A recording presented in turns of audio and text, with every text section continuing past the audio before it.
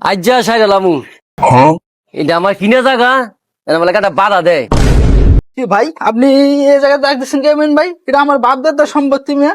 এটা কেন দেখছেন আপনি? কি আর এটা আপনার বাপ দাদার সম্পত্তি, এটা আমার কিনে জায়গা। কি আর আপনার কেনা সম্পত্তি? আমার কাছে আমার কাগজপত্র আছে সবকিছু। এটা আমার বাবার সম্পত্তি।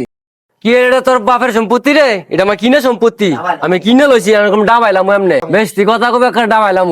ভাই আমি তো মানি না, এ দেশে আইন আছে, নিয়ম আছে। আমি পুলিশের কাছে যাচ্ছি, থানায় যাইতেছি। যা যা যা থানা যা, দেই তো কোন বাপে আই আজ যা আমি সাইরালামু।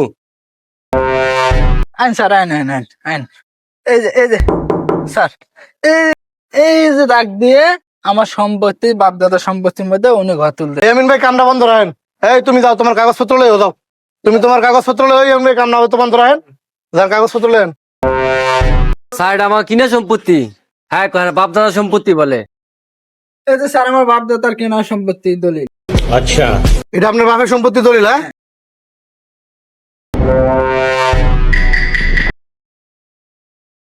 ইয়ামিন সাহেব আপনি দলিল দেন, আপনার কাগজপত্র দেন।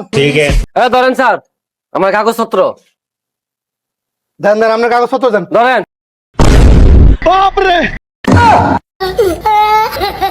ইয়ামিন সাহেব আপনার কাগজপত্র লিগেল, এটা সব জাল কাগজ। এই যাও, এই ইয়ামিন সাহেব 10-17 বার আইবিতে দেন। আপনি আপনার জায়গা দল করেন। এটা আমার। ইয়ামিন সাহেব আপনি কাম করেন। ঠিক আছে স্যার, আপনি যখন কয়ে গেছেন 10-7 বার এই কাজ করতেছি এটা